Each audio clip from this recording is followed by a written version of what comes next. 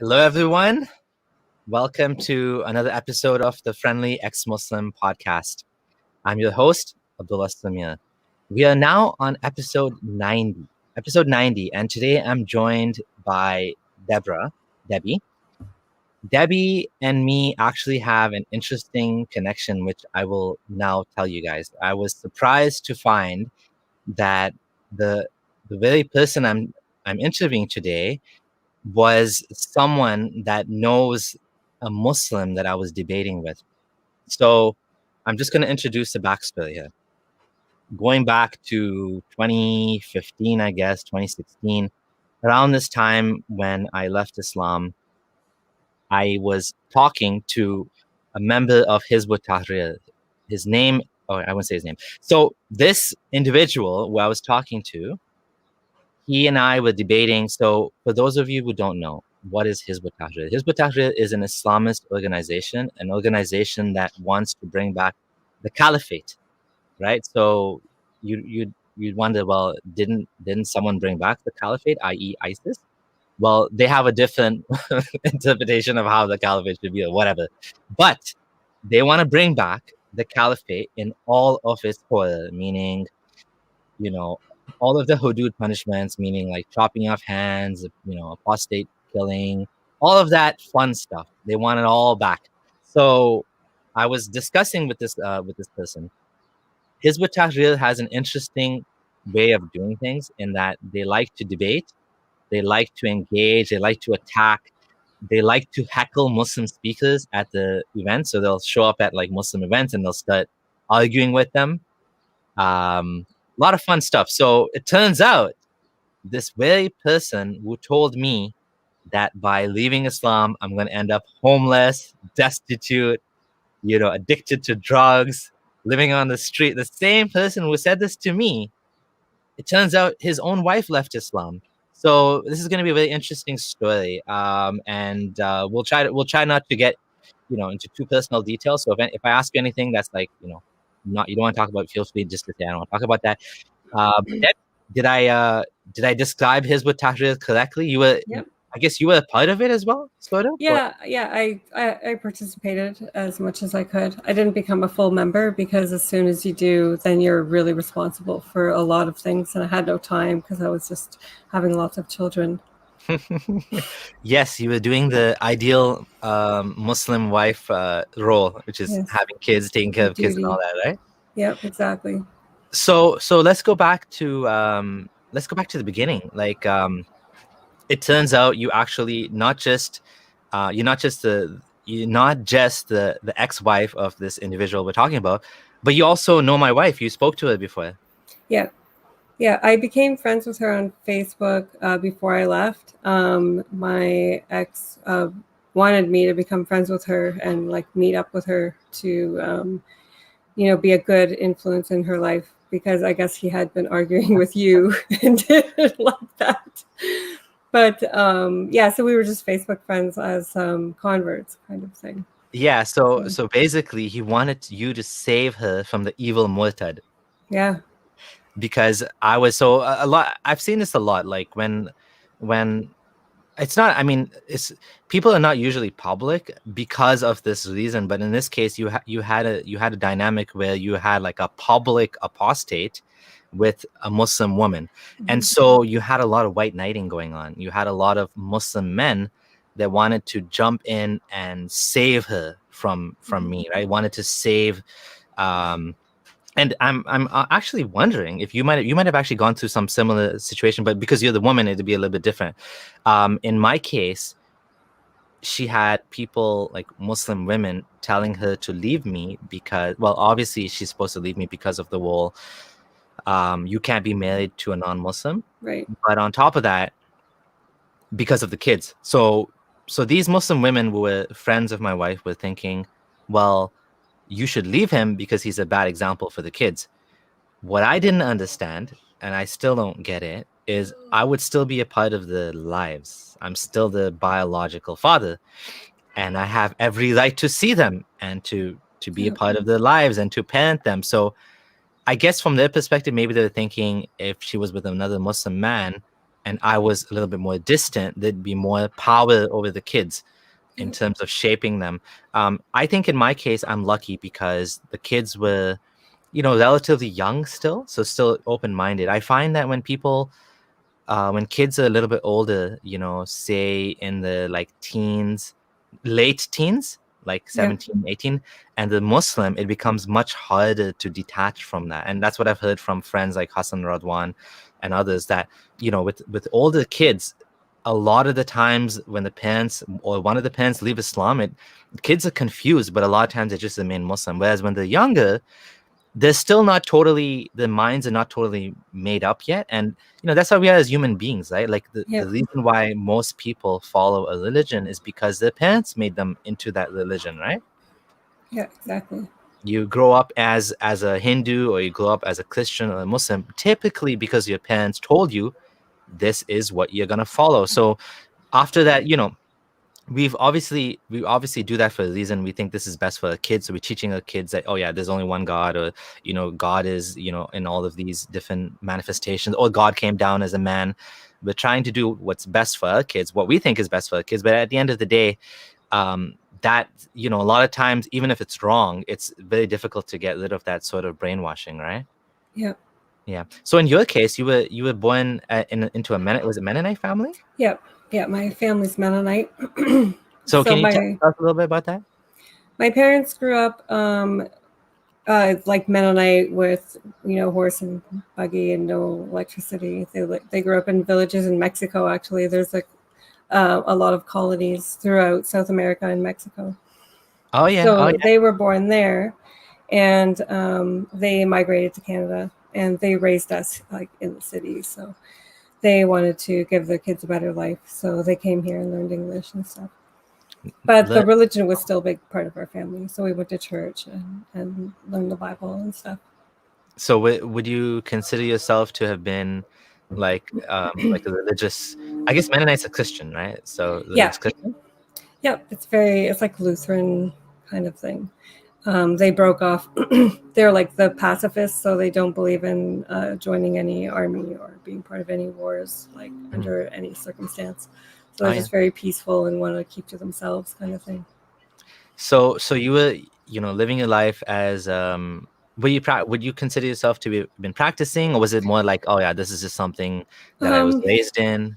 Yeah, kind of that, and we would just like do the holidays and go to church on Sundays sometimes.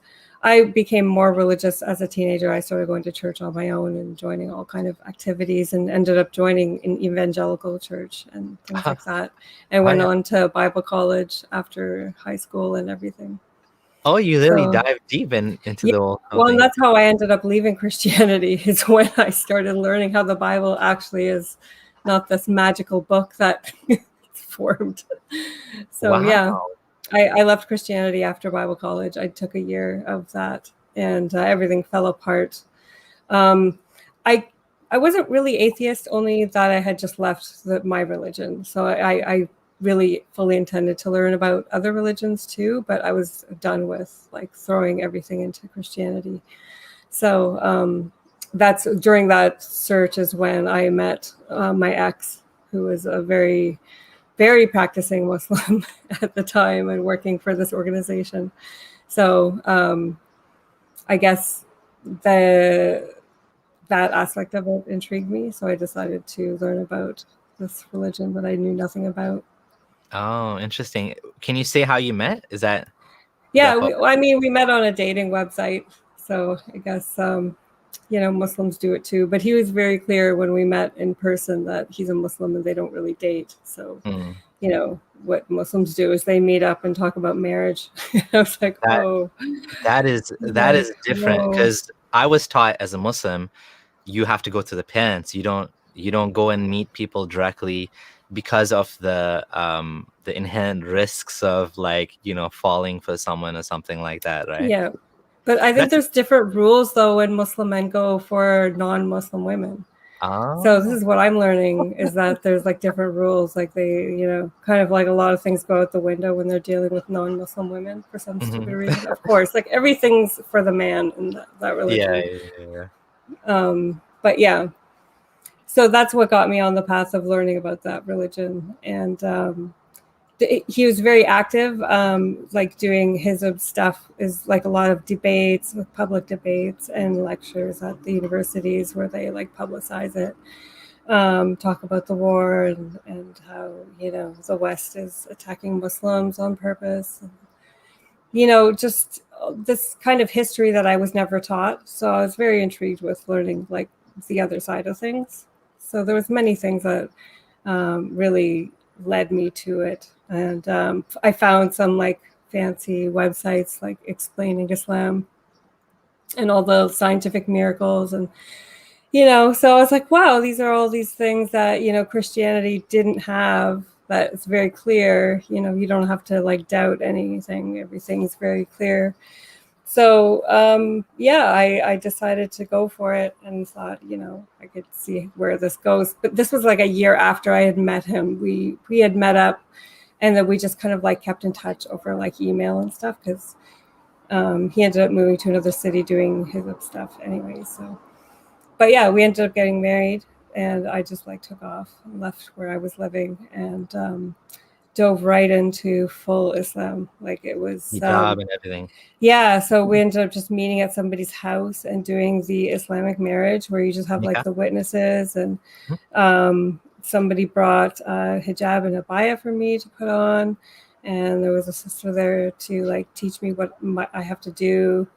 And I didn't even realize that like he was part of this organization, like kind of like a Amir, like, right? Is he like no, he wasn't. He was just more of like, he was a higher up because he had been a member for a long time. He was very active. But I didn't realize like that he was like, he had a lot of influence, so he had to appear like, anyway, he made it the impression that I needed to look the part. So like start wearing hijab right away. Like there was no delaying in that. And so yeah, just getting involved like this, and meeting these other women, and got pregnant right away, and just went all in, like we're just going to do this. So yeah. And I really just started practicing with these other Muslims and doing everything, only learning Arabic and Quran, and memorizing Quran and Tajweed, and all the things to, you know, learn about this religion, you know. And so it was about 7 years. 1 second. So that just to jump in for a second, that sounds, you know, unfortunately kind of similar to what my wife went through as well, because she was a fresh convert.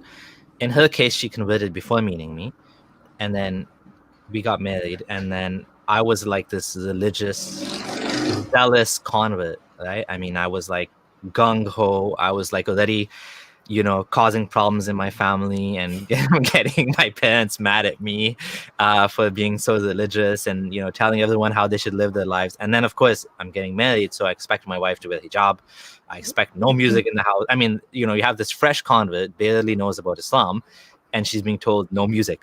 I just imagine, like, it's like, I mean, you know exactly, you went through the exact same thing, right? So it can be tough. I mean, it can be incredibly tough. I would say in terms of, you know, your ex, he has a lot of leadership characteristics. He's very charismatic.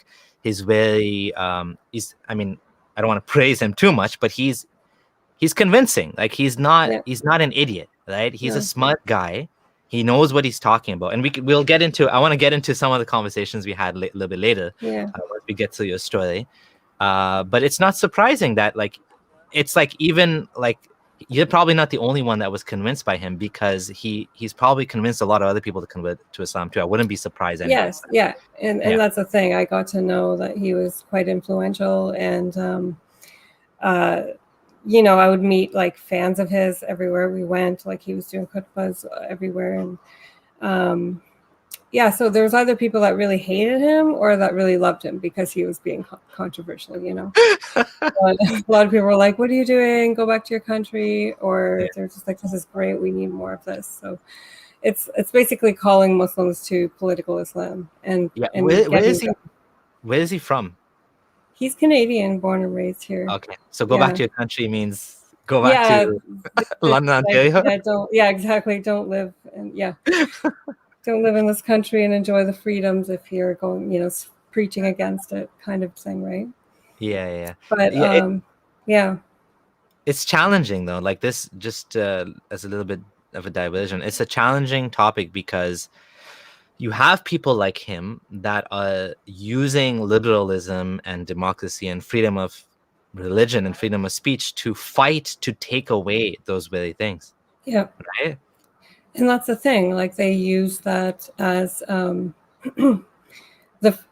like, we have free speech and we're using the free speech, but now when we try to use free speech to like criticize Islam, now we're crossing the line.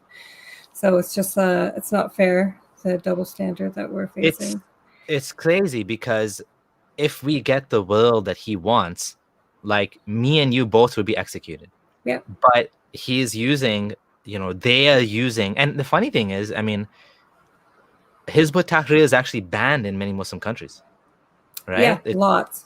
Well, because the goal of Hizb ut-Tahrir is to overthrow a Muslim government through military coup. It's like very clear. So they just want to find a Muslim majority army of a fairly large country out there. And, if you turn all the generals, like they could take over the government and start their own little khilafah, right? So, of course, those countries will ban Hizb ut-Tahrir because if that's what their goal is, they're like, nope, and they throw them in jail as soon as they do anything.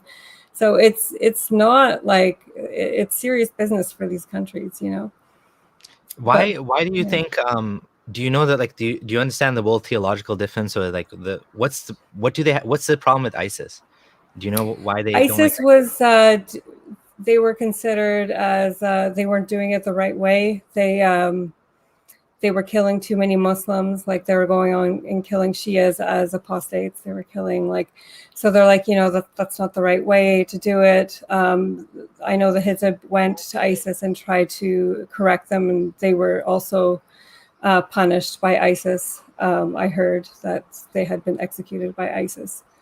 So the interesting thing is what ISIS does is they say everybody else is a munafiq, and that's why they kill them, because they don't want to kill Muslims either. Like they don't want to kill Muslims, so they say, "Oh, you're not Muslim." Therefore, exactly, and that's what I mean. Like when you look at it, like any sort of political ideology in theory, and you sit there and try to draw out the outcome of it, it's never the same as when you implement that. So when you see ISIS on the ground, that's actual Muslims trying to put together an Islamic state. Like exactly. We're that is like we got proof of what that would look like on the ground. Like that, all the fallacies, or you can go and say, oh, that's not from that hadith. Everyone has their interpretations, and there's always going to be that problem. Yeah. And they were doing everything according to Islam. So you can't tell me that is nothing, that is not Islam at all. Like they were going as deeply as they could. Yeah. So it just proves that you can always have a lovely theory for a social system, but it's I would say it's one possible interpretation of Islam. I wouldn't say it's the only one. I would definitely not say it's un-Islamic. I would definitely not say it has nothing to do with Islam. I mean, Muslims would argue it's un-Islamic based on the various interpretations. Some of the things they're doing is un-Islamic, but at the same time, no Muslim should be able to say with a straight face, this has nothing to do with Islam. It's called the Islamic State, for God's sake. I mean, exactly. They're flying the flag. Like they were being as much as an Islamic State as you could possibly get. Like I know the Hizb, they say that, the sign of a real Khilafah is that they will go straight to Palestine and liberate them. Like that will be the first thing on the agenda. So the fact that ISIS was not doing that was proof that they're not like a real, they're just like a bunch of gang thugs, So there's a checklist of things. You're doing it wrong, guys. You're doing it wrong. Didn't go to Palestine. Okay, they didn't liberate Palestine. But You know, there's a beautiful book I read called The Way of Strangers by Graham Wood. He's an award-winning journalist. He interviewed a lot of like Al Qaeda and ISIS and Taliban, and he kind of specializes in this. And you know, he talked about, he really gets in the mind, and I think me and you would understand these jihadis better than anyone else. These people, they literally think if they join ISIS that angels are going to come down and they're going to reestablish Muhammad's Medina in the 21st century. They think doesn't matter that the entire world is against them. I mean, they're not thinking logically, rationally in any sense. There's just angels are going to come. Yeah. And like people that were interviewed that went to ISIS, a lot of them were disillusioned because there was no angels. I mean, things were bad, right? Like really bad. And so when they came back, it was just, well, they were just idiots to go in the first place, but they were expecting to come back to like London, England, or Canada, Australia. They're not coming back. They've basically declared war on the country. Yeah. You know, they can't come back. It's just, but they were thinking like naively. And just to give another example of Muslims thinking this, there's a famous story, and Yasir Qadhi talked about this, of a man who was born who called himself the Mahdi. And he had the exact name that Muhammad said would be the name of the Mahdi. I forget what it was now. Muhammad ibn Abdullah or something. I forget. I don't remember. And this man was like a religious man in Saudi. He started telling people, I'm the Mahdi. If people don't know what Mahdi means the guide. He's like the imam that's going to come before Jesus comes. And he's going to reestablish, you know, put the Muslims back in. And, you know, even Shias are waiting for Mahdi as well, the 12th imam to come back. But the Sunnis are also waiting. And so this guy, he managed to convince a lot of learned, scholarly people in Saudi, including at the University of Medina, including Yasir Qadhi said he knows how, like smart people that were convinced that maybe this guy's really the Mahdi. And guess what happened? This guy, they snuck in, they made a little mini army, they snuck in weapons. I think what they did is they hid it inside caskets, pretended they were doing a janazah or something. I don't know the exact details. They brought a bunch of weapons into the haram, the most sacred area of the Kaaba, and they like killed a bunch of people and took it over. They took the Kaaba hostage, claiming to be the Mahdi. And of course, they got slaughtered by the Saudis. Okay, that's it. Like prophecy over, failed prophecy. I'm laughing because I shouldn't be laughing, but the point is, at that point, it became obvious to everyone. He's dead.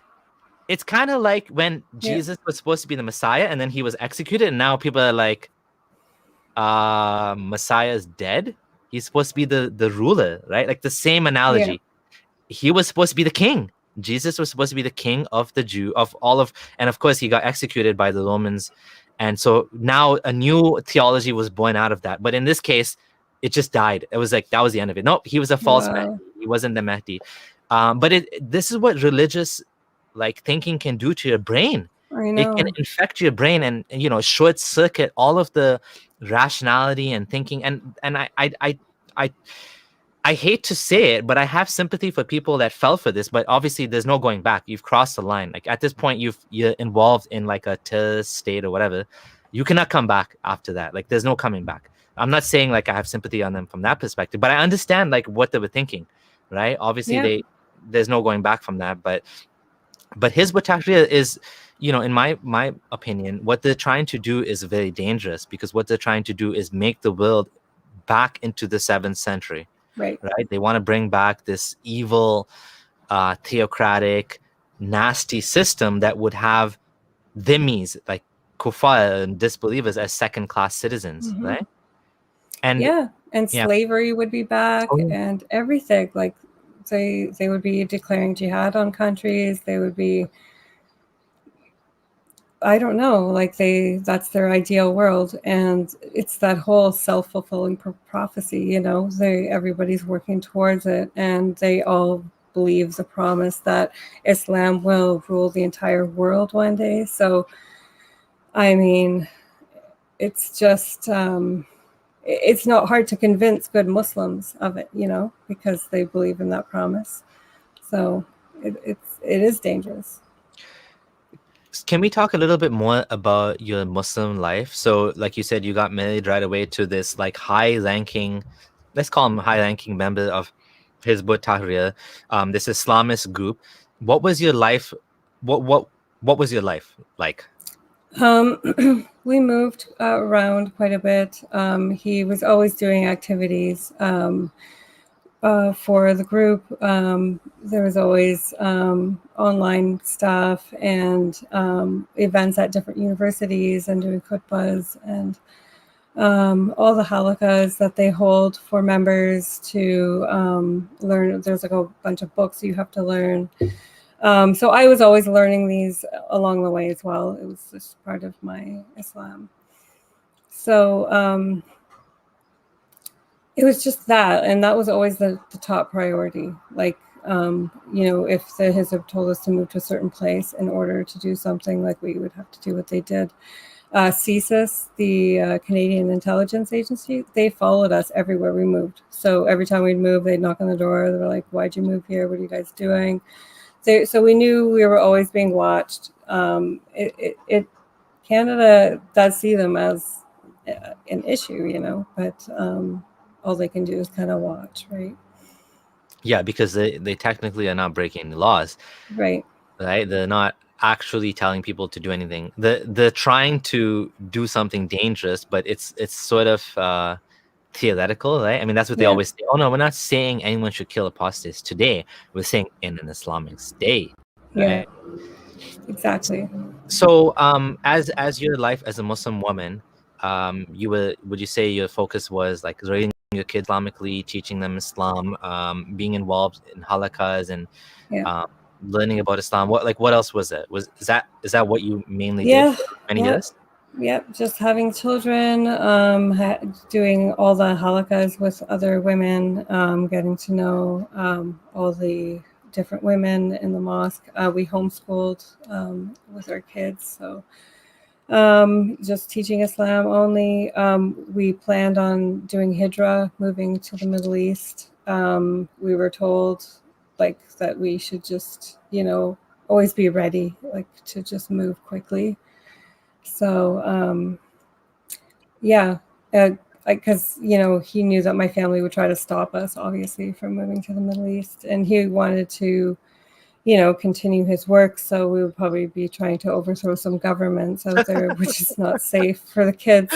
Yeah. So I was I was afraid for my kids as I'm raising them and they're getting older. And, so I was always afraid of taking them somewhere foreign where I'd be trapped, really. I wouldn't be able to just leave like I did here.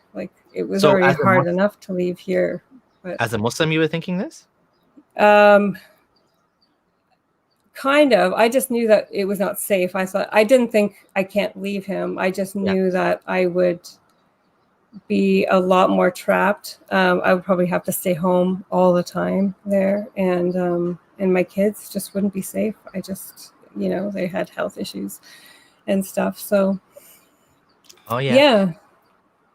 Okay, so for those of you who are joining now who missed the beginning, I'm speaking with Debbie. She's an ex-Muslim, ex-Mennonite, actually ex-Mennonite, ex-Muslim in that order, and now atheist. I have shared the link to her channel, so do check out her channel. She doesn't have any videos yet, but let's subscribe to her channel, and she's going to be creating some content which will be obviously on this topic as well.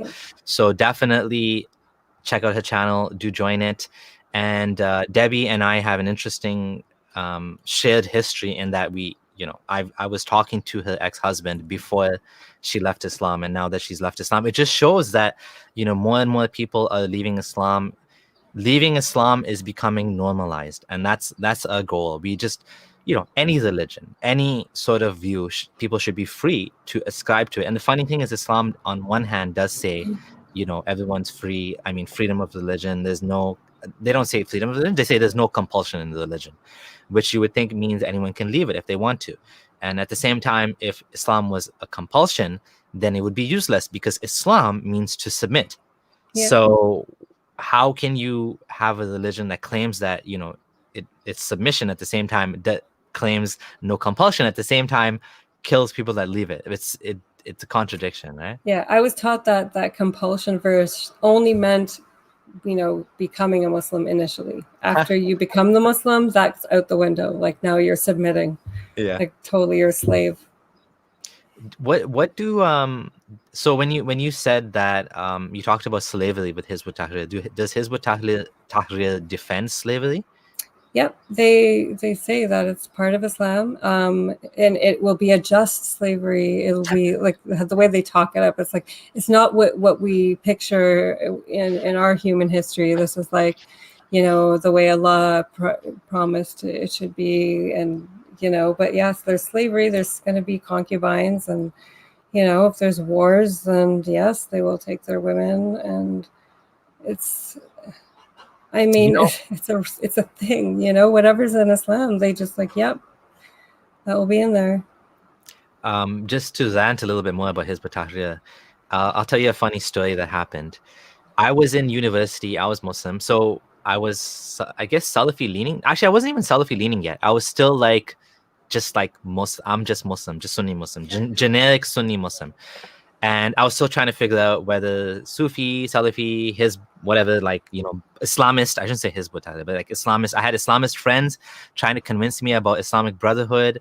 And so one of my friends gave me a book of Sayyid Qutb, to read, which is very similar, let's say, to Hizb ut-Tahrir. The same. We had those books. I read those ones. I think it's In the Shade of the Quran, right? Something like that. Yep. Yeah. So people don't know Sayyid Qutb is an Egyptian that wanted to bring back Islamic law. He attempted overthrowing the Egyptian government. Oh yeah. So they believe so there's definitely like a tension among Muslims between people like let's call them Islamists and I don't know what to call the other guys, non-Islamists. So the people that are like more Sufi leaning, they follow madhabs, they tend to like watch like Hamza Yusuf and stuff like that. Those guys clash with Hizbis. So at my university, there was one time where we had Munir al-Qasim. You might know him. He's from London as well. And he came to the university. I don't even remember what he was talking about. And Hizb ut-Tahrir guys came and they started shouting at him. Oh, yeah. And that's what they do. That's what they did. They show up at even Muslim speakers and they heckle them. And you're a fake Muslim. And I remember one of my friends was told by another Hizb member, you're not a proper Muslim. He was so mad. He was so pissed because they were having a debate about Palestine. And of course, my friend supported Palestine. I don't even know what he said that caused him to be labeled a kafir or munafiq or something. But like, this is the type of people we're dealing with. These people are like so antagonistic. And so there was a new, let's call him Hizbi convert. He was a non-practicing Muslim that became Hizb ut-Tahrir member or like ascribed to the teachings, right? And I was responsible for finding someone to do the khutbah, and I made the mistake of letting him do the khutbah, even though he was like fresh convert, whatever. Like not convert, but like he was a Muslim his whole life, but he wasn't practicing, and now he became religious. His khutbah was on why slavery is halal. And it caused such a big fight because the other Muslims started shouting at him after the khutbah, saying, how dare you say this? Slavery is haram. And the other guy is like, no, slavery is not haram. Allah never made slavery haram, right? Exactly. It's like this tension is there, right? And so you have speakers like Hamza Yusuf would come and they wouldn't necessarily call out Hizb ut-Tahrir, but they'd say like things like these, you have these Muslims that are putting the cart before the horse. They want to reestablish, Islamic politically, but they don't pray Fajr or something like that. So did you hear about any of this like Fajr thing? No. Like when Muslims will all pray Fajr. So they say, they'll say things like, it's more important that Muslims play Fajr first, and then we will win Palestine, something like that. Oh, right? yeah. That's like a Salafi way. Like you have to focus on Tawheed, and then, everything will magically appear. Yeah. And then the Hizbis and the Islamists will say, no, because Islam was strong because we had the caliphate, and therefore the non-Muslims had to respect the Muslims, because if they didn't, they'll send the armies and this and that, right? Yeah. So it's totally different priorities and perspective. Yeah. And so, like, definitely, I think that talking about political Islam is important because political Islam is the worst type of Islam. Would you agree with that? Like, well, I mean, they're very clear about what their goals are. So, I mean, if that's like a problem, then we need to at least talk about it. And, you know, whether or not it's inciting violence right now, it appeals to those types of people. And when the end goal is, world domination, then we should, take a look at it. I mean, How do they end up with such goals? Like, where is this coming from, Islam, or is this something they added on to Islam? Like, why do they want like world domination? Let's call that. well, it's because it's in Quran, because that's what Allah said, that Islam will reach all ends of the earth. So they're just like fulfilling, their duties. So everything is Quran and Hadith based. That's why, like, after I left the marriage and I was looking back on everything, I'm like, I didn't just leave the marriage, I left the religion, because everything in there was Islamic. So I'm like, so everything I did leaving was like away from Islam. So I couldn't stay a Muslim even after leaving. Like, I couldn't even. So, and because, my ex is so vocal about his views, I feel compelled to also do this and explain what it's like. Because, I mean, when you see the world the way they do, I mean, it's scary. I mean, when 9/11 happened and I found out, like, that these guys are just willing to just die like that easily for their beliefs, like, that's scary, and the way Islam is set up, and especially the way the Hizb is set up, they're very they teach you how to think in a certain way. Like, they go through a process, and it's very cult like they teach you how to think, how to process anything, how to teach other people. I mean, everything that you learn from them, you can't even take notes. Like, you have to just, you retain it and regurgitate it right back all the time. And it's you start seeing the world in a different way, and it will make good meaning, well-meaning people do bad things, and that's a problem, and we need to be able to address that. Yeah.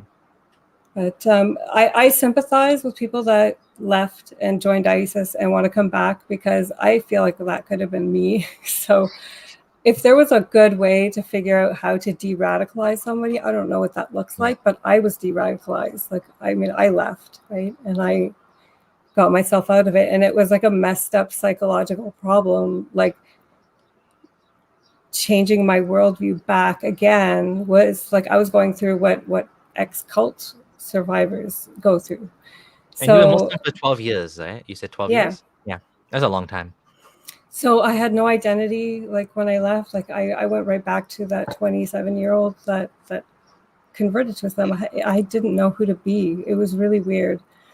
And so it's when you think like the way Islam is set up, like, in an ideal situation, like, you are chanting in Arabic all day long. Like, you're saying the morning du'as, like, you're doing all the prayers and extra prayers, and everything's in Arabic. You're reciting different things for entering different rooms, and every time you look in the mirror, every time you drive. So you have no time to think for yourself. You're like almost like a drone. So I don't know what de-radicalization would look like for people trying to come back. If that's like, how do you even get, like, I don't know how to get somebody out of that mindset. It's just, we can't take away the things needed for when people do want to get out of it. And that's what's dangerous in Muslim countries, especially. Like, if there's so many ex-Muslims in Muslim countries, and they have to fake it because it's so dangerous. And that it shouldn't be a danger to not want to, go along with everybody. Yep. Shouldn't. Yeah, absolutely. I agree with everything you said, that it's, it is. I do think there are people who have joined, ISIS or whatever, that realize it's wrong, but I don't know how we would ever bring them back into society, because they've now, they've joined this terrorist group, so it becomes very difficult, right? But yeah, I do sympathize in the sense that, like, yeah, it could have been me too. I could have ended up joining some group like that, going overseas. This whole concept of hijra, it comes down to us versus them thinking, doesn't it? Yeah, and that's what you get caught up in. It's really weird. Like there's the Muslims and the non-Muslims. So there's the like believers and non-believers, and it's repeated in the Quran so much. What happens to believers and non-believers? Excuse me. And so you start looking at everybody, especially when you're living in a Western country, like you are the outcast, and the more like looks you get, especially as a hijabi, you feeling more and more and more like an outcast. And then there's like these hate crimes, like which has happened here in London, which is when I was a hijabi, I was always scared like of things like that happening. Like I right away thought like this is like that can happen. So that only makes that division more apparent in your eyes when you're very fundamental about it. But I mean, we need to be able to address like what would drive somebody to want to do that to somebody is just so horrific to be able to just kill somebody like that. But in a sense, I'd say they're like two sides of the same coin. People like that and people like, that go to religious fundamental, like not necessarily fundamentalists, but like extremists. They're both, they both have very hateful ideologies. Yeah. The Hizb ut-Tahrir ideology is not one that is actually telling people to kill people right now, which is why it can keep spreading, right? Because if it was a little bit more extreme, it would be just cut off, right? So they found a spot where they can keep using and keep spreading in Australia. And the type of Muslims that the grooming are the type that could potentially, flip and join like the caliphate, right? Because they've already been convinced. I mean, what convinced these people, these young ladies and young men in London, some of them highly educated, to join ISIS was the fact that there's hadith that they've heard about, that they've been taught about black flags, coming from Syria, and I don't know what else, but there's a bunch of signs or whatever, right? And obviously ISIS heard the signs too. Exactly. They read the same book, so they're like, black flag. Look. And did you ever hear, or were you ever taught that if someone calls for if there's a caliphate formed and you don't join, you will die the death of a child? Yeah. That's why we were always on edge, like that we might have to move one day. But they were very much aware of everything that ISIS was doing to make sure, like, if the Hizb deemed them the right one, we would have had to drop everything. Can you tell us about that? Like, what was that teaching about what I just said? Can you elaborate on that a bit? About the caliphate. If there's a legitimate, like according to them, a legitimate Islamic state, a khalifa has been appointed, we have to move and support it. Like, it's very clear that if we die away from it, then we will die as a non-Muslim. So it was very like we're just like you be ready to just move within a week one day. So we were always like watching international news about what's happening geopolitically everywhere all the time, and the Hizb analyzes all of it.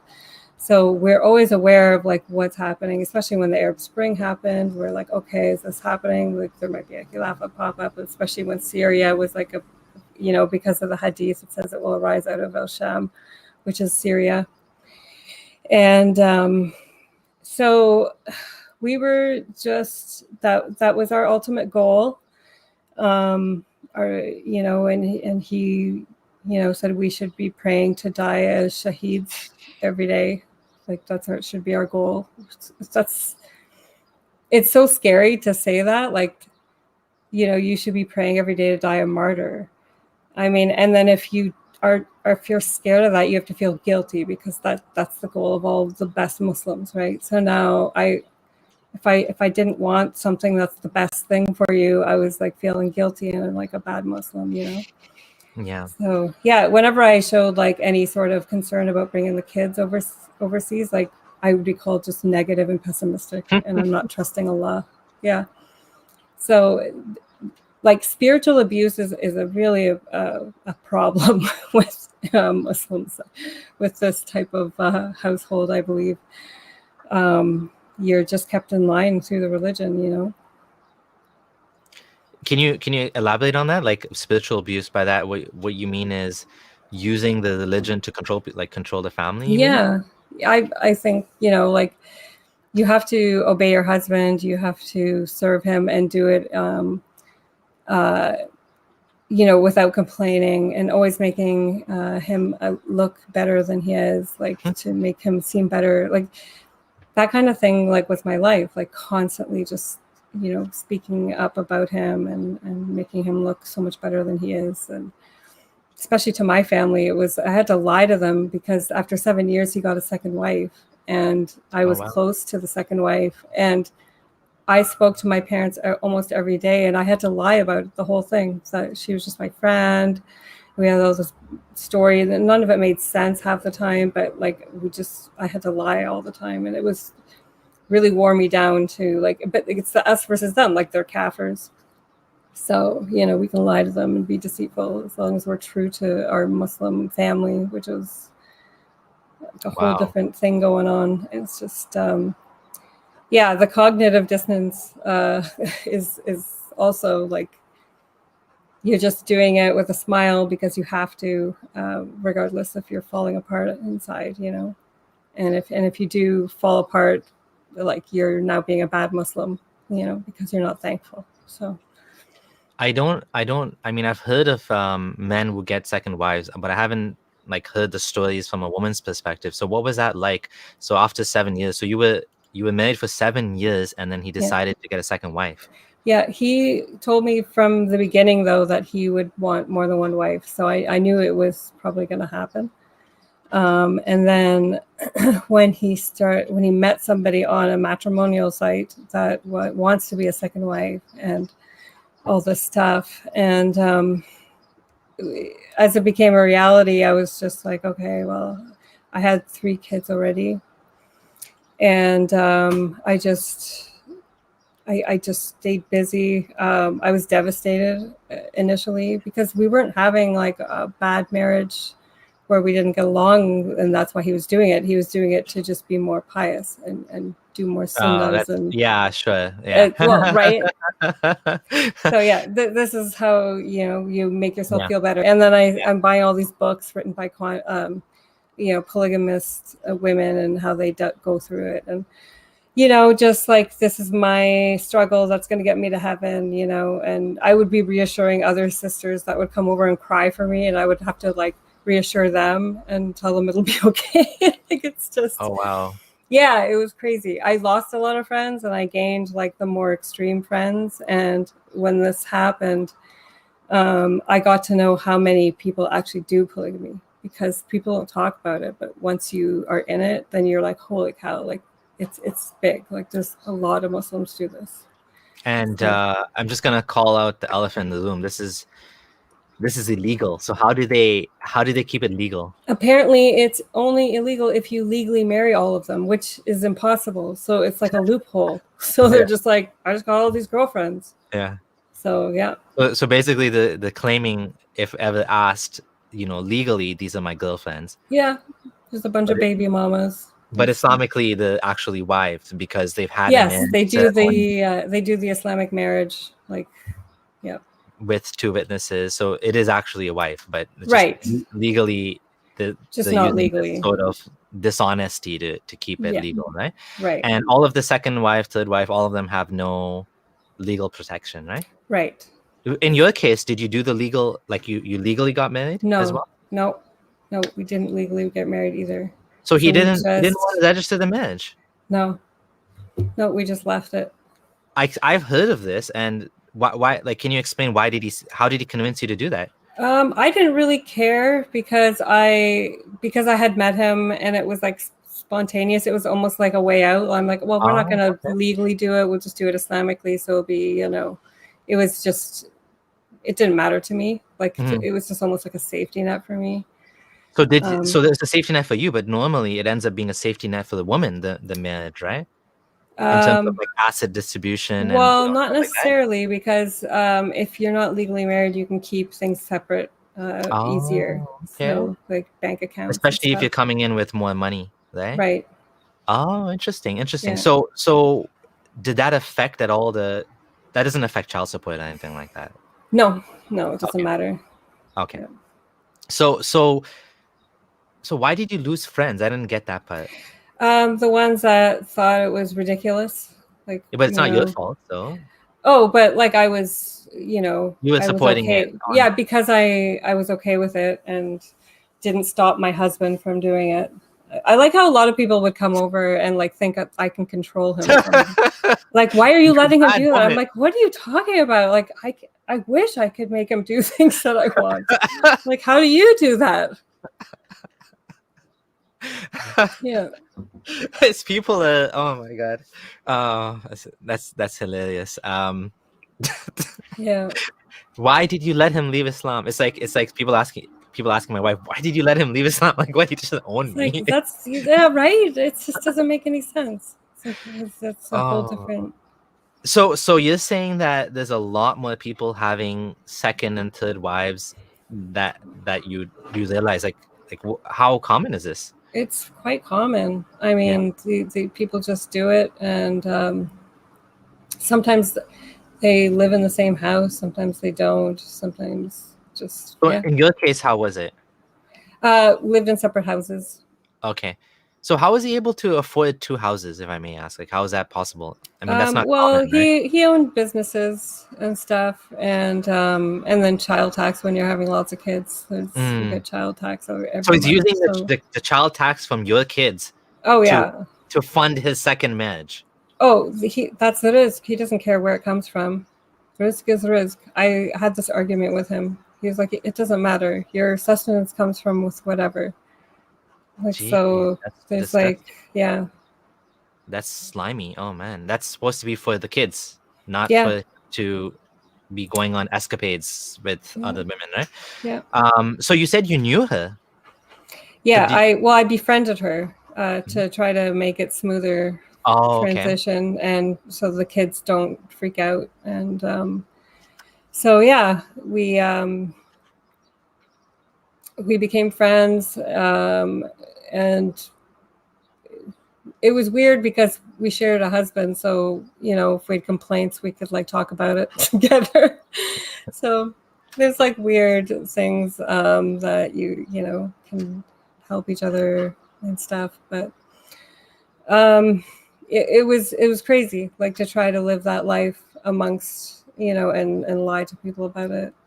And then like you'd get these men that want their wives to be okay with it too, so they would come over with their wives and try to make us like these we would know. I knew what was happening, like some strange couples coming over, and then the wife sits down in front of me and the sister wife, and she's like sitting there like terrified, like, because she's now being told how to become a polygamist basically. And it's like, I was so mad. Like, these women don't want to do this. Like, this is like one of the hardest things you could do.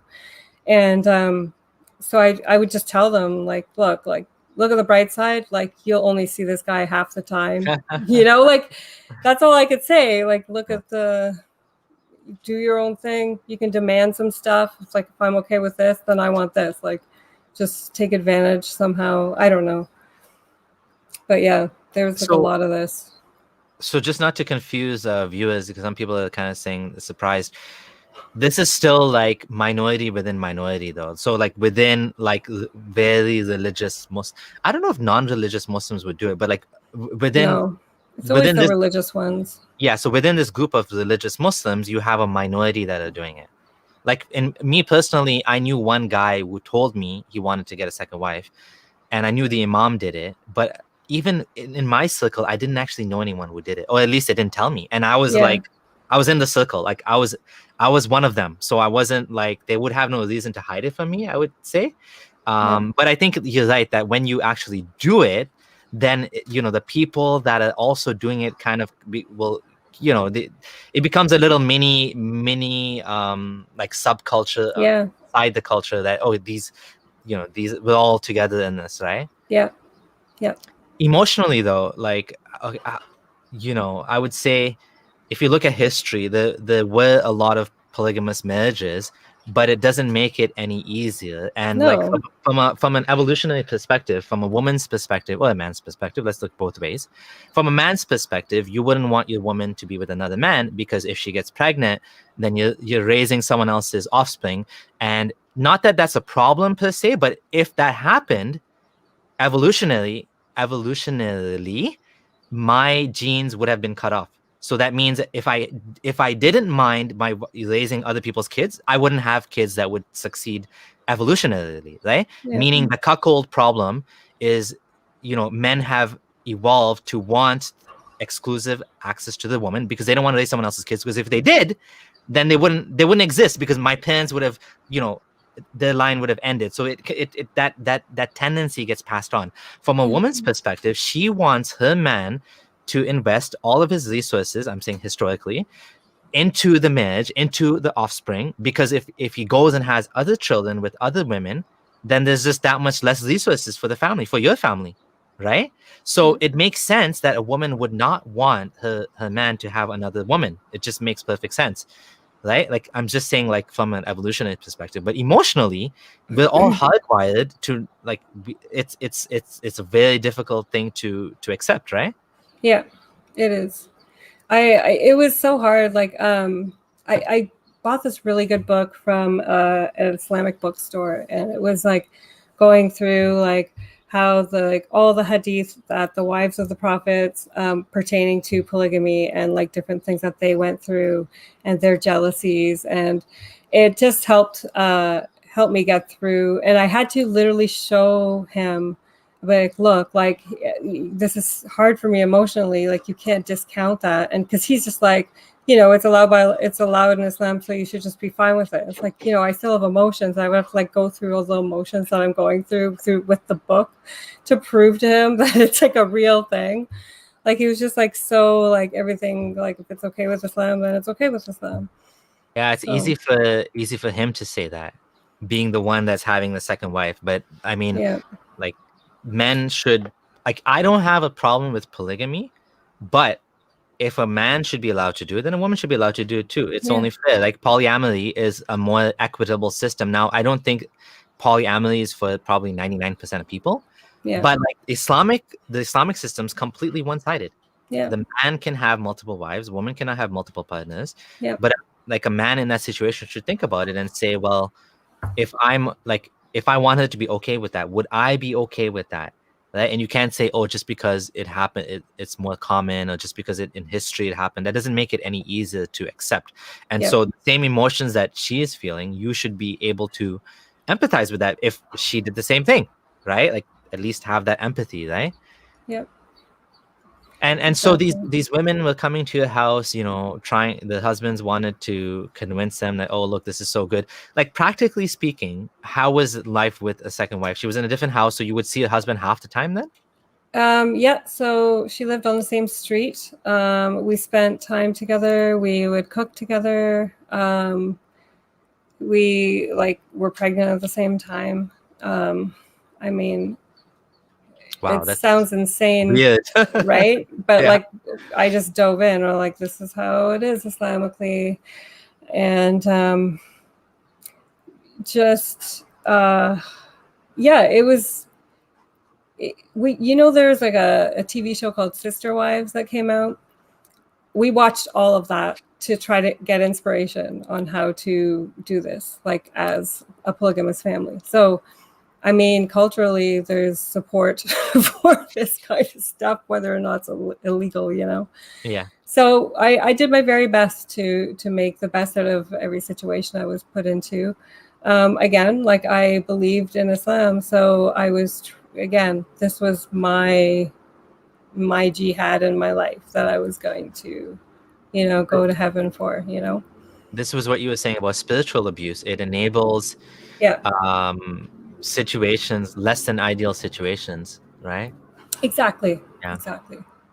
And what about your kids? How did they take it? Did they eventually accept this as well? How did they? Yeah, they accepted it because I was very good about not, I was just like, this is our family. This is like, we have like a larger family. So they didn't know any different. Where it got difficult was teaching our children to lie to my parents. Oh. And then we would have to explain, like, look, they won't understand because they're too far. Like, it's just like teaching little kids this difference, right?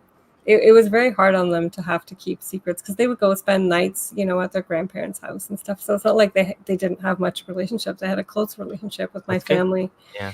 So that's one thing I'm so thankful for. My parents did not disown me amongst all this. And I stress that to anybody who's worried about a family member joining Islam is don't cut them out. Try to keep them close so that if they need to get out, you're welcoming to that. That's my advice. Absolutely. Yeah. My parents didn't agree with it, but they stayed by my side and helped me. So. And eventually you left it. Yeah, and they were there for me, even though I had been lying to them about polygamy. Yeah. Boy, were they upset when I told them about the polygamy part. But yeah.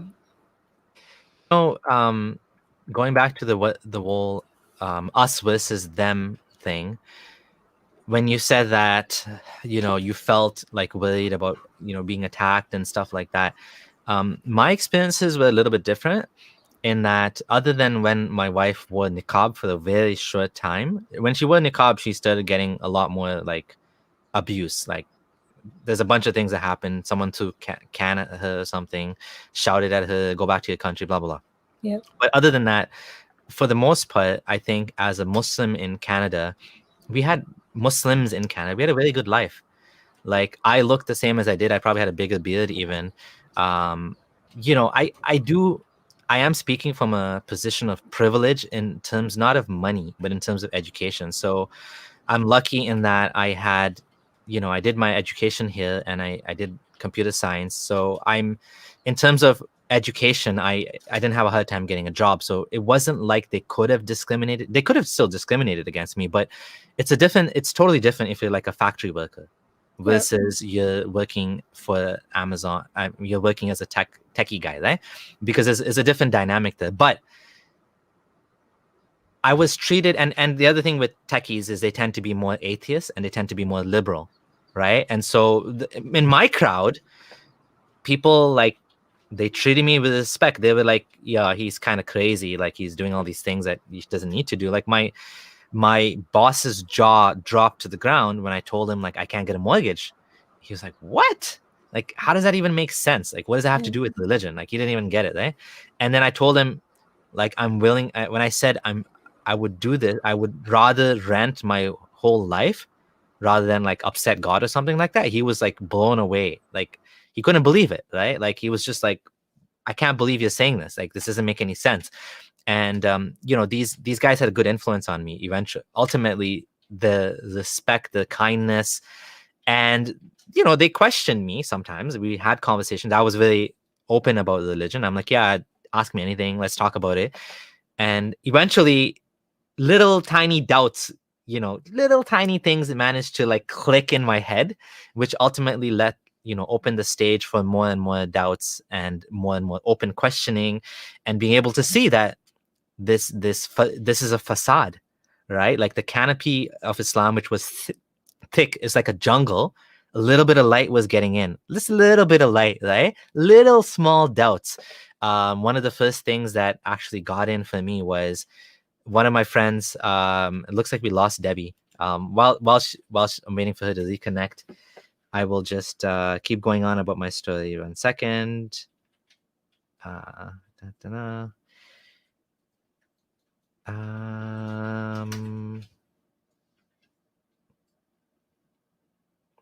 So yeah, I'm just waiting. I just messaged her to come back. What happened with me was one of my friends, an atheist friend, actually sent me a study. And the study said that people that prayed I sent him the study saying that, look at this study, this amazing study. when you pray for people, they get healed faster. So in my mind, as a Muslim, that made perfect sense. When you pray for someone, they of course they'll get better, because that's what prayer does, right? And I'm like, when I sent it to him, he looked into it. Turns out it was like a practical joke or something. It was the study was made as like a kind of joke or something. It wasn't even a real study. And it turns out the actual opposite is true. Like the Harvard prayer study shows that people that pray, it makes no difference to the healing rate. And in fact, some people actually, it took them longer to get better, maybe because they felt anxious or something, that someone's praying for me, I need to get better. Someone is asking, I'm just going to go to the questions. Can you please make a video about meditation? I can't meditate properly. I failed. I would recommend that you get the Waking Up app by Sam Harris, or even look up any guided meditation on YouTube. Some of the guided meditation videos on YouTube I find kind of dumb. They're like, oh, you're back. I'm just answering. Sorry, I think my internet failed. Oh, no worries. I'm just answering a question on meditation. Okay. I was going to say some of the meditation apps, videos are dumb. They have music, ooh, and they're like, they don't even know what they're doing. I really like Sam Harris and the way he does it. Very straightforward, focus on breathing. If a thought comes to your mind, that's fine. That's okay. Don't worry about it. And just be aware that a thought came to your mind. Just get back to your meditation.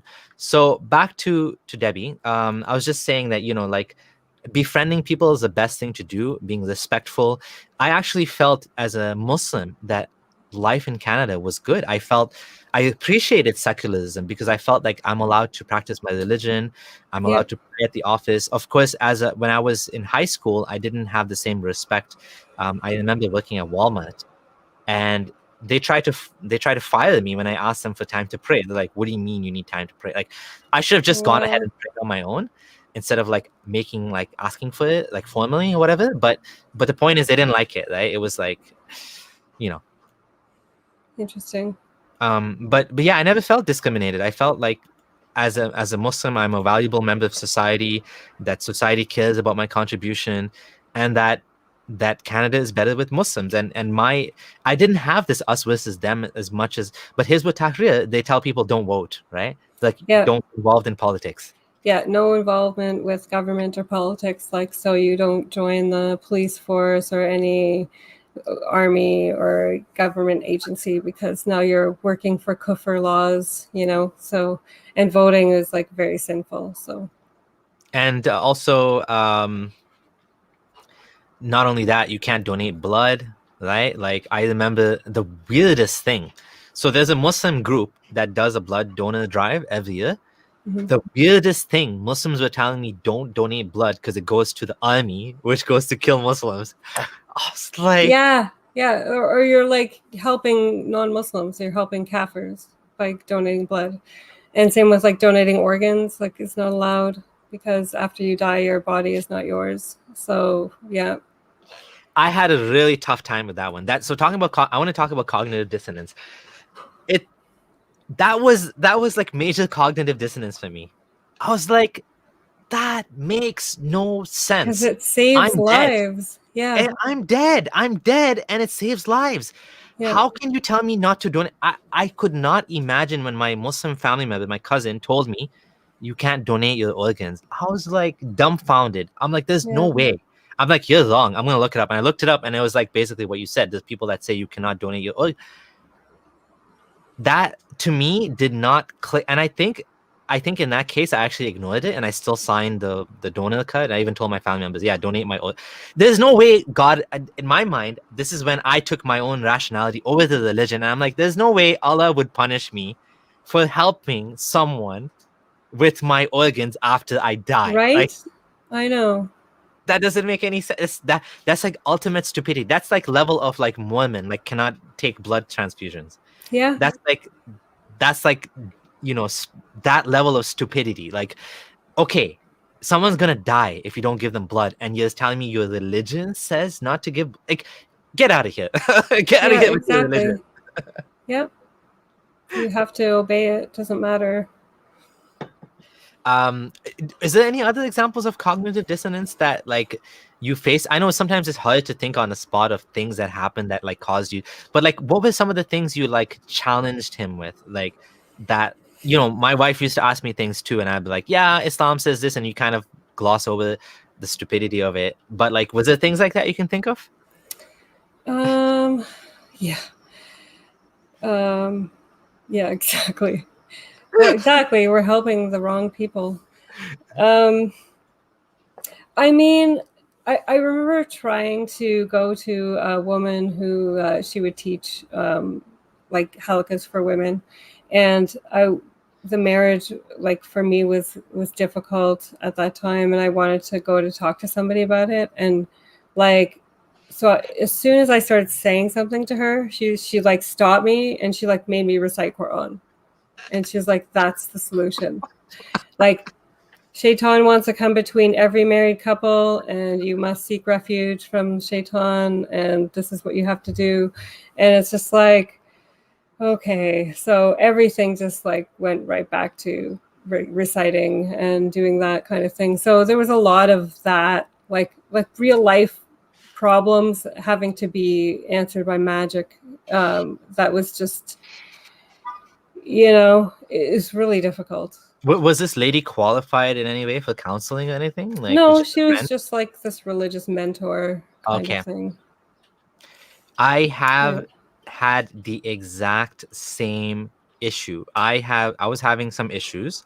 I went to talk to a friend and I realized how completely and utterly useless it was to talk to this religious individual because the only thing he could come up with was the prophet did this Yeah. and the companions did this, and it was so useless. It's like I already know all that.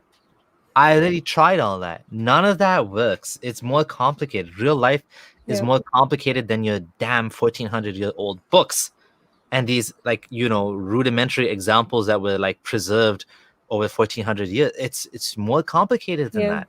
Life is more difficult than just the prophet did this and she said do this, and like it's like talking to a child, trying to get a child to help you with your problems because they're not able to think real world. They're not able to understand complex relationship dynamics and stuff like that. Yeah. You know, and what ultimately caused, you know, the marriage problems, would you say? Was it the religious things or was it just personal? It was, I guess for me, I had things were just getting really bad for me personally because I wasn't getting any sleep anymore. I had 4 kids, one with severe autism who didn't sleep at night. So then dealing with him, and then dealing with the second wife and her kids too. So we were just always back and forth, running around doing stuff. He was just busy with his stuff all the time. He would just come and go as he pleases. It was just, I was getting really depressed, and I told him that, like, I feel like there's something wrong, and he wouldn't really say much about it. So he took her on a trip for 5 weeks to look for a country to move to. So they went to a whole bunch of Muslim countries together, and I was left with all the kids, babysitting them all for 5 Both weeks. Yeah. both her kids and your Yeah. kids. And that ultimately did it for me. Like I would go to like friends, like Sisters for Help, and they'd be like, "You're so stupid for letting him do this." I'm like, I tried to stop them from doing this, like that I'm not in any shape to do this. And they didn't care. They were just like, they just did it. So I just got in shit for allowing it. And so I like walked into an emerge at the hospital, like saying like, I'm at my wit's end, I don't know what to do. Like it was just like me grasping for help. I didn't, it wasn't me just like trying to leave the religion. It was me trying to get help, and I was not getting it. And I just decided to end the marriage, or tell him that I want, like, leave me alone for like several months so I can figure things out because this is not working. And then it took about 3 months of him trying to figure out why I'm trying to leave him and not leaving me alone. And I just ended up taking off to my parents with the kids and saying I'm not coming back. And then we ended up staying in a shelter because now he was wanting to take all the kids from me because now I'm being bad, right? And yeah, so it was just like a whirlwind trying to get out of it, the marriage, like get away from, just trying to get away from it. Like it wasn't even, and then just like working through it and the trauma of it and figuring out like this religion basically killed me. Like, Oh man. So you would say, I mean, clearly that Islam didn't make your life better, didn't improve your life as a Muslim woman. You got the shit end of a stick, basically, right? yeah. And like I would even argue, I thought about this recently, that even if Islam did, like, let's say you can argue that Islam improved women's rights. Let's just say, wouldn't you agree that Christianity improved it even more by limiting the marriage to one man, one woman? I mean, the whole no divorce thing is problematic for sure. I mean, that's stupid. But I think that Christianity is actually, if you're comparing the two, at least in terms of this rule, a woman is better having one man as a not sharing him with other women. That works better. The reason why Islam allowed it is because it grows the religion faster. Yeah. Basically, it creates more little child soldiers that Muhammad Yeah. could eventually use to grow his empire, and it's all a numbers game at the end of the day, right? Yeah. Yeah, that's how I saw it. Like these guys with their multiple wives, and they're growing. Like there's so many kids. I always say like they're starting their own tribe, like because they're having like 9-10 kids with all these women, like just easily. Mhm. Yeah. So that's, I mean, this is what I'm trying to shout from the tops of this buildings, that Islam is not good. It's not good for women. It's not good for anybody. And it obviously, hearing it from your perspective just makes it all the more real to hear from a Muslim, ex-Muslim woman, a woman that actually went through this. And the irony is that this guy telling me that my life is going to be miserable if I leave Islam, and his own wife left Islam. It's just like, such cognitive dissonance to think that Islam is the cause of someone's happiness or not. Like, it's, even as a Muslim, I knew that there's more to it than just that. Yeah, definitely. You're just stuck, like especially as a woman, like you have to obey your husband whether you like it or not. That's your first duty. As long as it's not telling you to leave Islam or do something un-Islamic. But if it's within Islam, you have to. So again, like I think a lot of these ISIS wives were obeying their husbands and doing their duty.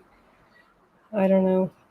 That's such a complicated situation, but I just see myself in them so much that I really have this like soft spot for them, that maybe they're really trying to get away from it. But again, like it took me so long, and I was just so thankful that I'm in a country where I'm free to leave an ideology if I want to. So I do think access to information is important, because a lot of these countries, they try to block off access to Islam, and I don't want to say anti-Islamic website, but anything that basically questions Islam. I know my little blog, who am I? You know what I mean? Like, they block my blog, and it's like, I'm a nobody. Like, I'm just some guy in Canada that's just talking about my experiences. I'm just a guy talking about my experiences. I'm not a researcher. I'm not some big shot that goes on TV or anything. I'm just some guy that's just talking about why I didn't think Islam makes sense. And they actually, like, the fact that they blocked my blog in like Abu Dhabi, or so I think Emirates blocked me, Pakistan blocked me. It's just like, how fragile is your worldview that you have to block little blogs from Canada? You know what I mean? It's just like, it's a joke. It's such a joke. And when I was engaging with this guy, they come across very confidently that we'll debate anyone, we'll talk to anyone, we'll you know. And but the points they come up with, they're so weak.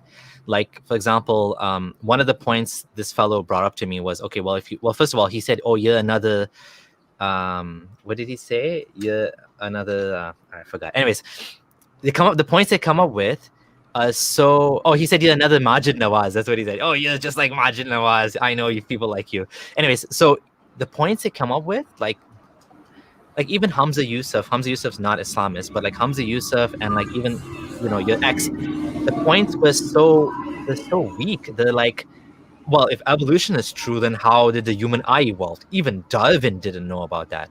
Well, in the 150 years since Darwin said that, we figured it out. I know. We're not in the 1900s or whatever. Yeah, and we're not revering Darwin as the be all and end all of science. Like, we progress like constantly. Yeah, exactly. It's not like science didn't end when he discovered exactly. It's just they don't get it. Yeah.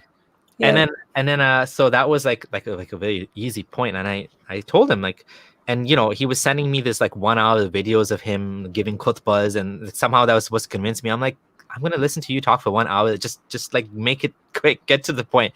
But I did, and there wasn't anything of substance there. It's like, I think, oh yeah, so here's what he would do. So when I would say something, for example, well, Allah comes down to the lowest heaven every night. Like, does that make sense to you? I said, Allah's coming down to the lowest heaven. Like, Allah moves. He's like, no. They take the Ash'ari view that Allah, like, you don't take it literally. So it's unfalsifiable. So basically, Allah coming down, it's just Allah's getting close to you in his metaphysical way, that he's closer to answering your prayers. But the problem still exists, that if Muhammad didn't know about time zones, which he didn't, because obviously fasting is like 20 hours in Norway, and it's like 12 hours or like 8 hours in Mexico or something. Yeah. He didn't know about time zones. We know he didn't know about time zones. So you're basically fixing the problem by reinterpreting a different way. But it's still possible that this is just a mistake, that he didn't realize there's different time zones, because on a flat Earth there's no time zones. Yeah. The sun comes down and the sun goes up, and it's nighttime for everybody at the same time. So Allah coming down could actually make sense, because there's no inconsistency of him being down and up at different times. The problem is, in a round globe, he has to stay down because it's always nighttime. Nighttime moves, right? So that's like a logical problem in Islam. But if you take the Ash'ari point of view, then you don't have to worry about that, right? It's unfalsifiable.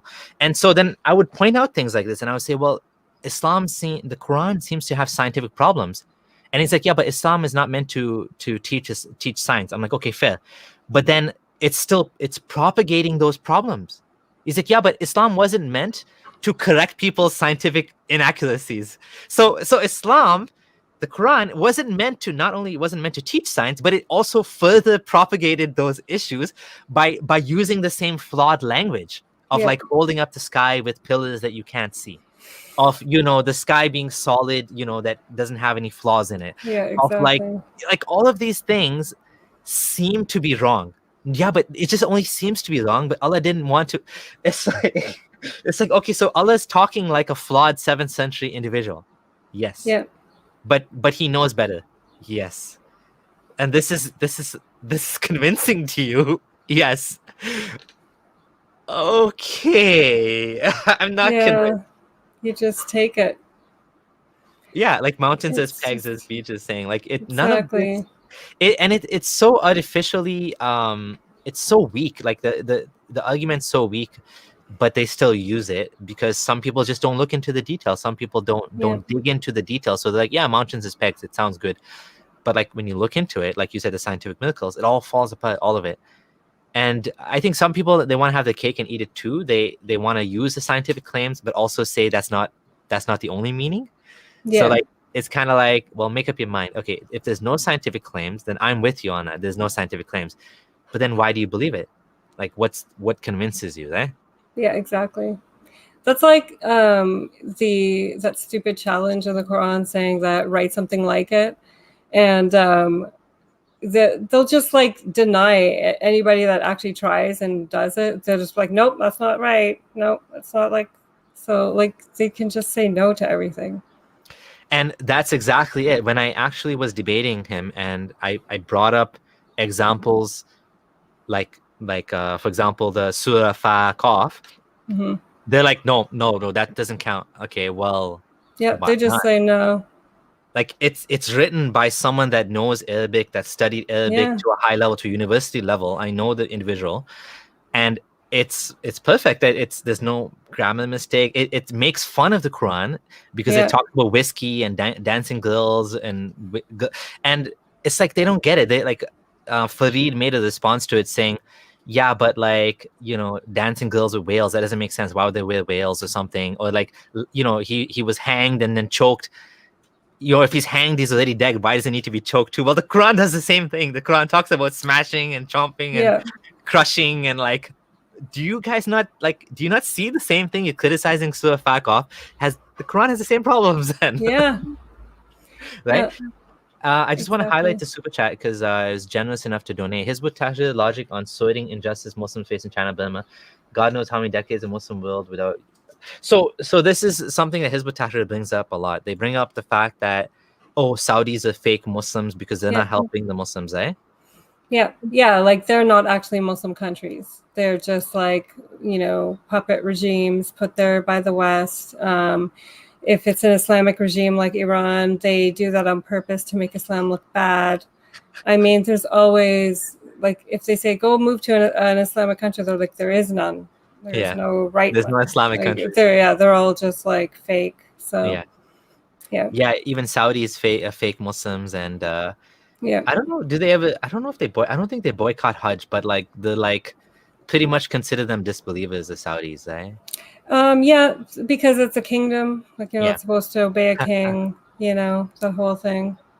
but And the like, way, like, all the scholars are appointed by the government, and the scholars tell everybody to obey the government. So they just like, it's just appeasing the Muslims. That's it. someone is saying she was in a cult, not Islam. What would you say to that? Yeah, I agree. Not I Islam? Well, my form of Islam was very culty. that's what I'll say. Like most Muslims that I meet were just like the way I was a Christian, just growing up in a Christian family. It's not like I was adhering to. I did for a bit, but it's very culty the way the Hizb conducts their daily life and how everything is structured around the work of the Hizb. So like you're always in activism mode. I would say that. I mean, I thought about this too because I don't like saying Islam is a cult, but the way I reconcile this is that you are more or less in a cult based on how your Islam is, how you practice your Islam. So you were in a cult for sure. I Yeah. was probably in a cult too, to some extent, a little bit less than you, but a little bit more than most Muslims because all my friends were Muslim. All my life was Muslim. Everything was Yeah. Muslim in my life. Other than the fact that I worked for with non-Muslims and stuff like that. That was like my outlet that was not Islamic, but everything in my life was Islamic. So when I left Islam, I kind of lost everything. I lost all my friends, even friends which I knew for 10 plus years. They're all religious. We were all friends for Islam. So they didn't like one guy told me who knew me since I was since I converted. He said, I'm not helping you move houses because I moved houses. I finally got a mortgage because now mortgage is not haram. So yay, I can get a mortgage. The only thing stopping me wasn't financial. It was I just couldn't do it because of dogma. So when the dogma is gone, I'm gonna live my life now, right? So I got a house for my family, and he's like, yeah, I can't help you move. I'm like, why? Well, even I was getting movers anyways, but he just decided to tell me this. I'm like, why? Wow. He's like, oh, because you have a blog against Islam. I'm like, oh my god, okay, whatever. Yeah. Like, so he stopped being my friend. Most of the people in my life, my wife lost like tons of friends because I brought her into this thing, and I, all these Salafi sisters, and not all of them are Salafi, but like a lot of all religious, whether they were Salafi or not. There were like also non-Salafis too. Like one good friend of ours was Sufi, and his wife was obviously the family Sufi, right? And they were just as practicing as a Salafi. So some people they misrepresent Salafis as extremists. They're not extremists because in that sense, they just have they're just a different type of theology. Like they have different beliefs about Allah. They believe Allah has two hands, even though they're not hands like we have hands. Yeah. But they still don't listen to music. Even the Sufis didn't listen to music. My Sufi friend wouldn't eat al-zabiha halal because it was factory slaughtered. He wanted hand slaughtered. Yeah. So like that's extremist, if you ask me. Like that's more extremist. Oh, we had to only have hand slaughtered stuff as well. Yeah. Are you serious? We actually ran a slaughterhouse, a halal slaughterhouse for a few years. That's the reason why you only eat hand slaughtered, because there's financial benefits to the family. We actually did it too. Yeah, hand slaughtering, crazy. I think that was another cognitive dissonance point for me, that when I learned that in Saudi Arabia, the chickens are slaughtered by machine, and they have a machine saying Bismillah Allahu Akbar, Bismillah, like a tape recorder. Yeah. Like the tape recorder plays Bismillah Allahu Akbar and the machine slaughters it. And Yasir Qadhi was trying to tell us in the class I took with him, there's no other way to do it. There's too many people. There's just not like enough manpower to slaughter it by hand. I mean, to be honest, if they did it by hand, I think the price would be more representative of the animal suffering, and I think that'd be better actually, because then less people can eat meat. Meat would be more expensive. Yeah, it just doesn't have to be like so abundant. It doesn't have to be that abundant. It's not like our only form of food. Exactly. So as someone that's like, I would say ethically leaning towards veganism, I would say that's better. But they don't care about animals. None of this has anything to do with animal welfare. It's just about Allah's like ways and laws. That's it. Yeah, they make it, and that is something that Hizb ut-Tahrir is a little bit more mature about, in the fact that they don't beat around the bush. They don't say that they'll probably try to do one of those have your cake and eat it two things, where they'll say, well, Islam is actually good for you and it's obeying Allah, but they'll also say, yeah, well, it's not about good for you or not. You do it because Allah said so. It's not about coming up with, like, maybe we don't know the reason why. Maybe it looks bad, but maybe it's actually good and we just don't know it, right? Like that's kind of like the twisted circular logic they'll come up with. Yeah, good for you, but we just don't know why. Yep, exactly. We don't know the wisdom of it always. So that cognitive dissonance for sure. When I found out that the machine slaughtering thing, I'm like, well, machines are, but Muhammad al-Sharif said, yeah, what did he say? Machines are Muslim. The machine is Muslim. That's what he said. Of course. Allah controls the machines or something. I don't know. Like it obviously, like when you start looking into the details, that's when things start falling apart. When things stop making sense, when you realize that, like, okay, if you go to Saudi, any Muslim country, there's a machine slaughtering. Well, what's wrong with machine slaughter then? Why can't I eat the meat here? Like, what's the problem, right? And it's just like, it starts falling apart when you look into the details. Exactly. Do you agree with veganism or vegetarianism, or what do you think about that? I don't like the way the factory farms are run, especially since we did own a slaughterhouse. I did, like when I was a teenager, we had a beef farm. So I have seen some really lovely beef farms. They're not like these factory farms that you see. But I prefer, like, go to a farmer and get meat if you want something like ethically slaughtered, because most farmers that raise animals, like, they treat their animals well. Like, it's not like a factory, like. Yeah. So if you're worried about the ethics, then I don't think you have to quit meat. I don't think that's a necessity, but I think we don't need it in the abundance that we have it right now. I think that's completely unnecessary. It's completely unsustainable too, because there's no need for us to have a freezer full of food unless maybe we slaughtered something we hunted and it's supposed to last us a year. That's the only time we should have stockpiles. In my case, with 7 people in the family, we definitely have a freezer full of food. Otherwise, I'll be shopping every day. But in terms of in terms of eating meat every day, I would agree with you that, like, I still eat meat, but yeah, it's definitely good to have less. And I do think that if we went back to, like, what you said, like buying from a farm, obviously it'd be more expensive, but then probably we'd eat less, right? And so that would be better. The price of cheap meat is basically animal suffering.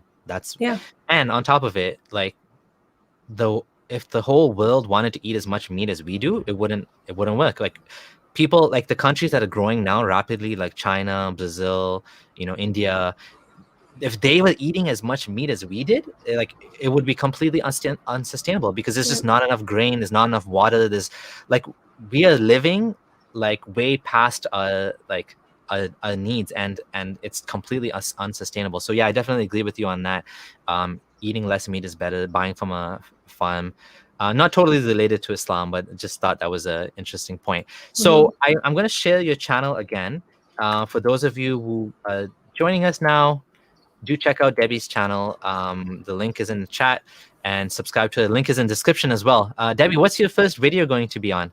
Yeah, I haven't like decided exactly how I'm going to go about it, but I found the website that I read through and became Muslim through. So I feel like I'm going to go through each point, like all the miracles and stuff, and like talk about each thing and be like, you know, this is what got me to say Shahada. So let's debunk some of this stuff. So I'm gonna. Which website was that? It's hang on. It's called. Is it a brief illustrated guide to understand? That's the one. That's the one. How did you know? How did I know? Because I used to give out those books, and I also was convinced by them. Yeah, see, that's the one. So it's 100%. I had a feeling because yeah, that book is quite popular, and it is compelling. The points they make.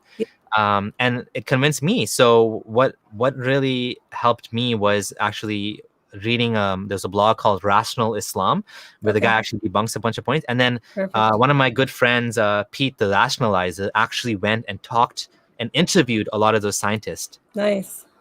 Right? I know. I've seen a lot of the debunking of the scientific claims, so it's pretty, because I'm like, even when I was Muslim, I was like, if these things were you know, if these scientific proofs were actual like scientific miracles, you would have like scientists flocking to Islam. They'd be like, you know, I have to be a Muslim. Like they would all be, but it's like maybe no, they're too arrogant, sister. You see this? Yeah, they get money to stay non-Muslim, and they get money to fight Islam because Allah, Shaitan is strong. Exactly.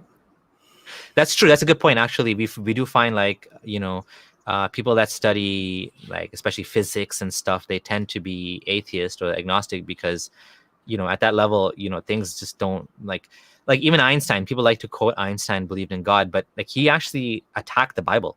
He said, I can't believe that the character of the Bible is a creator. It just doesn't make any sense to him, right? And maybe he was deist, you know, probably he was deist, but you know, a lot of these, I think a lot of these scientists at that time would have become probably agnostic or atheist if they live today, because the information that we have, the knowledge we have about the universe, it's so much more than like even Darwin. Before Darwin, like it was much more difficult to not believe in God because nobody had a naturalistic explanation for how we got here.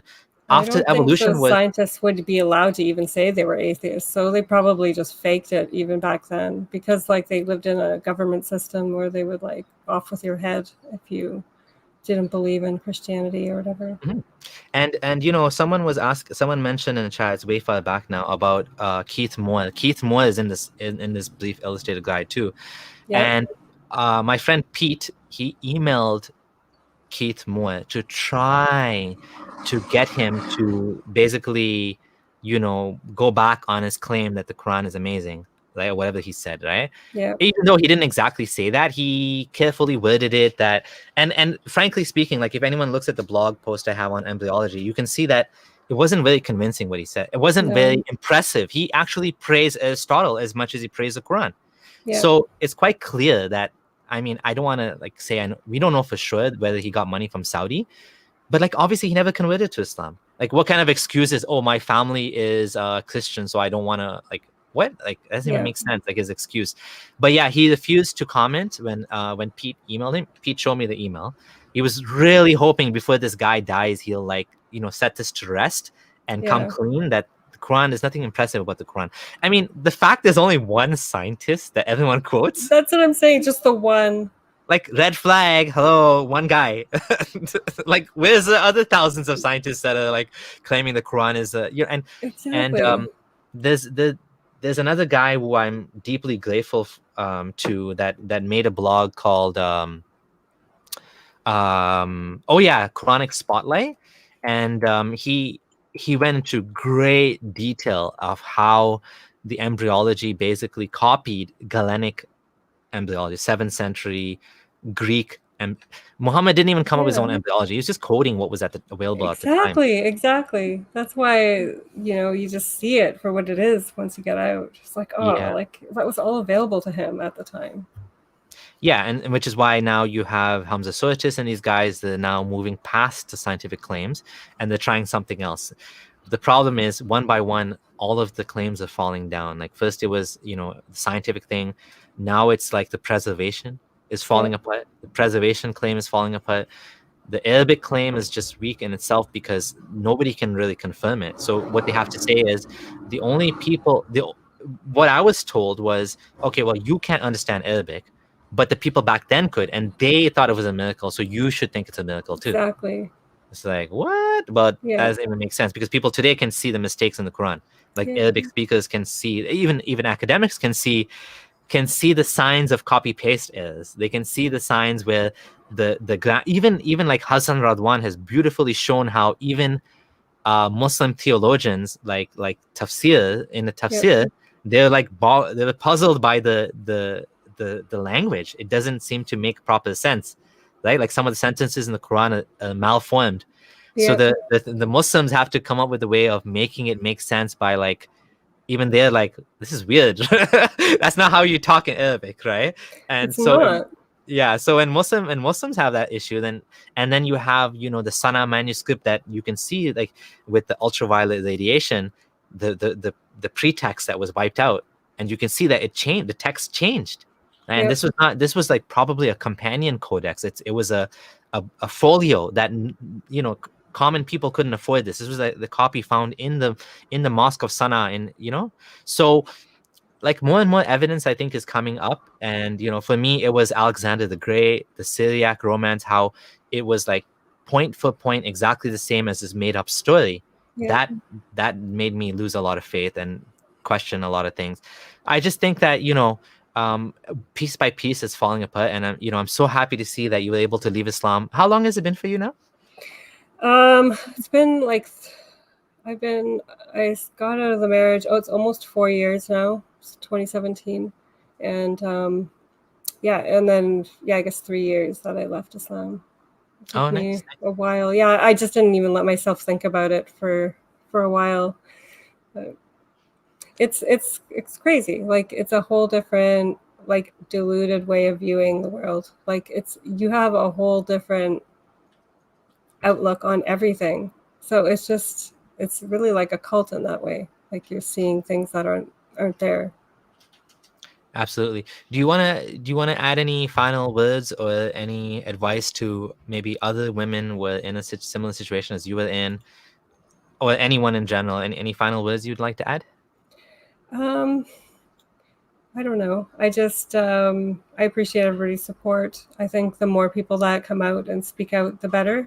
I see it growing so quickly, even just over the past year that I've been dealing with ex-Muslims and these kind of things. So I think, if I had been aware of an ex-Muslim movement back before I converted to Islam, I don't know if I would have dove in the way I did. So I think it's important for us to just be very vocal if it's safe. And I feel like us living in a safe country, like we kind of owe it to the people who aren't able to. That I can't imagine living in a Muslim country and just having to fake it and not believe any of it. It must be agonizing. So, I feel for you guys, and I think we should just speak out for their sake as well. Wonderful. Well said. So again, those of you who are new here, please do subscribe to the channel, thumbs up the video, share the video with others as well, so that more people can see it. I am trying my best to get back into things and be more active. Obviously, life is crazy with kids and work and everything, so activism is a challenge to keep it going. And I want to say thank you to all of my supporters, members of the channel, those who were supporting me financially. Especially, money is never easy to come about, so for those of you who are donating and continue to support me, thank you so much. Thank you to the admins who are here today. John Stopman, you're the best. Keep it up. Thanks for keeping the chat clean. And, we want Muslims to be able to come and listen and engage without, hateful, dirty comments. And that's I think, the type of community that I'm trying to grow. And Debbie, appreciate you, telling us about this. I know it's difficult for sure to talk about, openly. Hey, I was dumb. I went through, like, I know you feel kind of like, how could I have done this? Sometimes it boggles your mind. Like, how could I have fallen for this, right? Oh my gosh. So many times I would just be like, what were you thinking? Like, what did you think? How did you think anything good could come out of that decision, But, and people randomly be like, what were you thinking? I'm like, I know. I'm working that out. Like, I'm writing a book now, and it's like really therapeutic for me to kind of go through and write out the different stages of basically my indoctrination, right? So it's actually therapeutic for me to do that. So it's like, nice. I'm writing for myself as much as anybody else. When do you think the book will be ready? I'm hoping by next year I can have things published. So just awesome. Yeah. So when you do get to that point, you should come back on the channel and we can talk about the book. It'd be good way to get it out, get the word out. Yeah, thanks. And definitely appreciate sharing your story, especially some of the more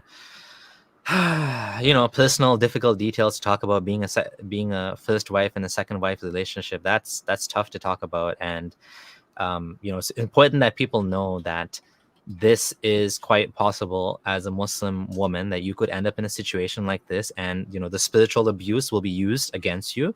Yep. You will be told this is the Islamic way, just like Mormons are. Actually, Mormons, I don't know if Mormons do polygamy anymore, but the cults out there or the religious groups that still do polygamy, they use religious indoctrination to try to convince the women that, oh, this is good for you, God loves you, and this and that. And it's the same story, right? Like men using religion to control women. And so definitely appreciate that. That was tough to talk about. And yeah, for those of you who are just joining, again, it's over, but do check out the stream's going to be live later. It'll be on Spotify and all of your podcast platforms as well. Do check out Debbie's channel, and she's also on Twitter. So those are the two places you can find her. And once again, thank you, everyone. And we'll speak to you soon. Bye for now.